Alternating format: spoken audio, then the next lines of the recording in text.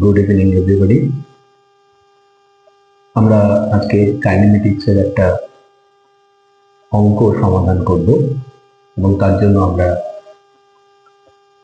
Quadratic equation সাহায্য নেব। প্রথমে আমি তোমাদেরকে জানিয়ে রাখি যে একটা কোয়াড্রেটিক ইকুয়েশন থেকে কখন আমরা ওই দ্বিঘাত সমীকরণটার সর্বোচ্চ মান বার করতে পারি আর কখন আমরা ওই দ্বিঘাত সমীকরণটার সর্বনিম্ন মান বার করতে পারি। যখন একটা দ্বিঘাত সমীকরণের এক্স স্কোয়ারের সহগটা ধনাত্মক হয় তখন আমরা দ্বিঘাত সমীকরণ থেকে আমরা তার সর্বনিম্ন মান বার করি, আর যখন এক্স স্কোয়ারের সহগটা ঋণাত্মক হয় তখন আমরা ওই দ্বিঘাত সমীকরণ থেকে তার সর্বোচ্চ মান বার করি। এখন কোনো দ্বিঘাত সমীকরণের সর্বোচ্চ সর্বনিম্ন মান বার করতে গেলে ওই দ্বিঘাত সমীকরণটাকে আমাদেরকে একটা বিশেষ আকারে লিখতে হয়।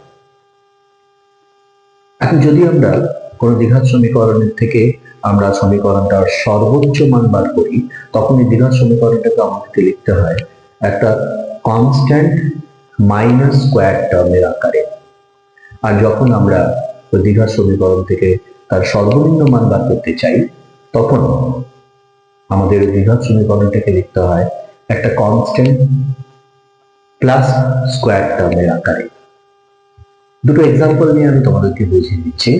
ধরে দেখ একটা দ্বিঘাত সমীকরণ হলো y equals to x square minus 2x plus 5। এখন এই দ্বিঘাত সমীকরণটা x স্কোয়ারের যে সহগটা আছে সেটা হচ্ছে ধনাত্মক। তাহলে এই দ্বিঘাত সমীকরণ থেকে যেটা আমরা বার করতে পারবো সেটা হচ্ছে দ্বিঘাত সমীকরণটার সর্বনিম্ন মান। আর এই সর্বনিম্ন মান বার করতে হলে আমাদের দ্বিঘাত সমীকরণটাকে একটা কনস্ট্যান্ট প্লাস স্কোয়ার টার্মের আকারে লিখতে হবে। এটাকে আমরা লিখতে পারি x square minus 2x plus 1 plus 4। এই 5টাকে আমি 1 করে ভাঙলাম এই কারণে যাতে আমি এখান থেকে এটাকে একটা স্কোয়ার টার্মের আকারে লিখতে পারি। এখন আমরা সবাই জানি যে একটা স্কোয়ার টার্ম কখনো ঋণাত্মক মান দেয় না, তাহলে এর সব থেকে কম মান হলো 0। আর এখানে যখন আমরা 0 বসাবো তখন এই দ্বিঘাত সমীকরণটার মান হবে সব থেকে কম। তাহলে যখন আমরা বলতে পারি x minus 1 equals to 0 অথবা x equals to 1, তখন এই দ্বিঘাত সমীকরণের y এর সব থেকে ছোট মান যেটা y minimum equals to 4। এটা হলো আমাদের একটা সিচুয়েশন। কখন আমরা একটা দ্বিঘাত সমীকরণ থেকে ওই দ্বিঘাত সমীকরণটার সর্বনিম্ন মান বার করব, যখন ওই দ্বিঘাত সমীকরণটা এক্স স্কোয়ারের সহগ হবে ধনাত্মক। আরেকটা উদাহরণ আমি যাচ্ছি। এরকম কোন দ্বিঘাত সমীকরণ যদি হয়ে থাকে এক্স স্কোয়ার, এখানে আগে মাইনাস আছে, প্লাস 4x প্লাস 8।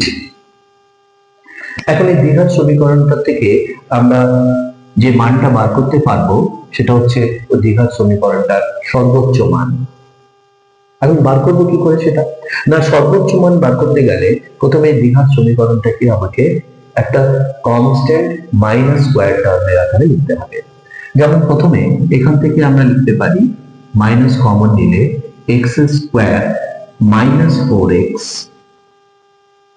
এখন এটাকে হোল স্কোয়ার টার্মে লিখতে গেলে এখানে একটা 4 আনতে হবে।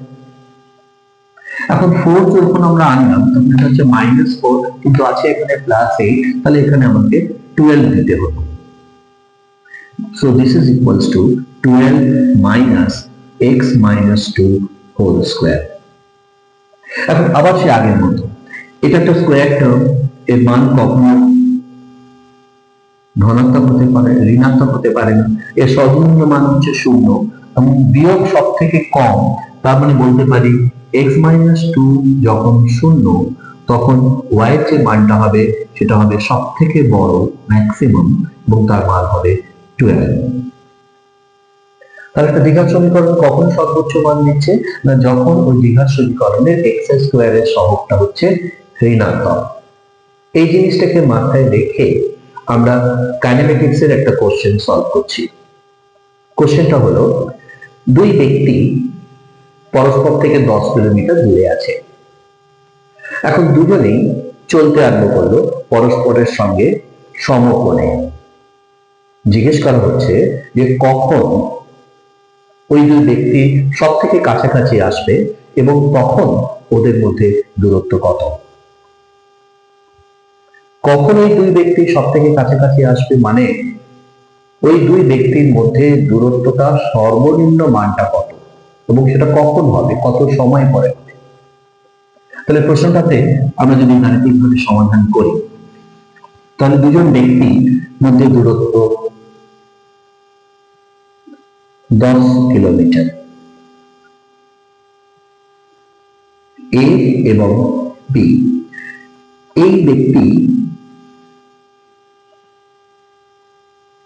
3 কিলোমিটার পার আওয়ার বেগে এদিকে আসছে, আর বি ব্যক্তি 4 কিলোমিটার পার আওয়ার বেগে এ ব্যক্তির সঙ্গে সমকোণে গতিশীল অবস্থায় আছে। ধরা যাক টি আওয়ার পরে ওই দুই ব্যক্তি পরস্পরের কাছাকাছি এলো। আর টি সময় পরে এই এ অবস্থানে থাকা ব্যক্তি যে দূরত্ব অতিক্রম করেছে সেটা হচ্ছে এই দূরত্বটা, এবং দূরত্ব সমান গতিবেগ গুণিত সময়।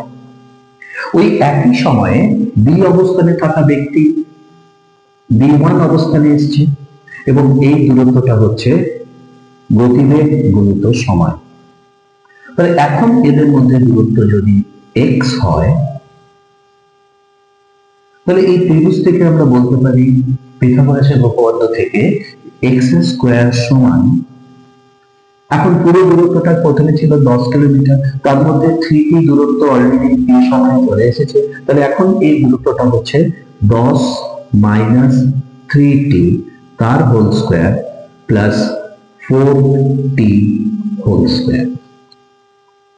এই সমীকরণটাকে যদি আমরা সিম্পলিফাই করি, আমরা পাবো 100 plus 9t square minus 60t plus 16t square equals to 25t square minus 60t plus 100। এখন ভালো করে লক্ষ্য করে দেখো এই দ্বিঘাত সমীকরণটা। এই দ্বিঘাত সমীকরণে t স্কয়ারের সহগ 25 মানে ধনাত্মক, তাহলে এই দ্বিঘাত সমীকরণ থেকে আমরা দ্বিঘাত সমীকরণটা সর্বনিম্ন মান বার করতে পারবো, এবং তার জন্য আমাদেরকে কি করতে হবে না, এই দ্বিঘাত সমীকরণটাকে আমাকে লিখতে হবে একটা কনস্ট্যান্ট এবং পূর্ণবর্গ রাশির যোগফলের আকারে। চলো প্রথমে আমরা এটাকে সেই অবস্থায় এই আকারে প্রকাশ করি। প্রথমে এটা হলো 5t স্কয়ার মাইনাস 60 কে আমি লিখতে পারি 2 into 5t into 6 স্কয়ার।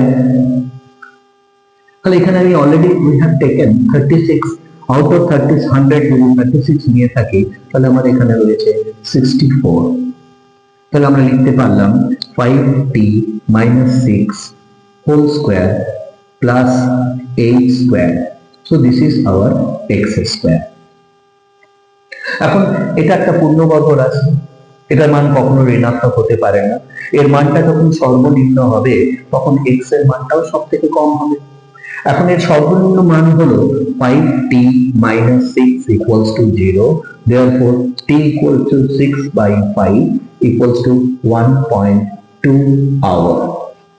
তাহলে প্রথম উত্তরটা হচ্ছে যে 1.2 hours পরে ওই দুই ব্যক্তি সব থেকে কাছাকাছি আসবে, এবং সেই দূরত্বটা যদি এখানে আমরা 0 বসাই, তাহলে এই দূরত্বটা যেটা ন্যূনতম মান x minimum square equals to 8 square, therefore x minimum equals to 8 kilometre. তাহলে আমরা কি দেখলাম ফাইনালি 1.2 আওয়ার্স পরে ওই দুই ব্যক্তি সব থেকে কাছাকাছি আসবে এবং তখন তাদের মধ্যে দূরত্ব হবে 8 কিলোমিটার। তাহলে কখনোই 8 কিলোমিটারের আরো কাছে দুই ব্যক্তি কখনোই আসতে পারবে না। আশা করি সকলে বুঝতে পেরেছো। আজকের ক্লাস এটুকুই। Thank you everybody.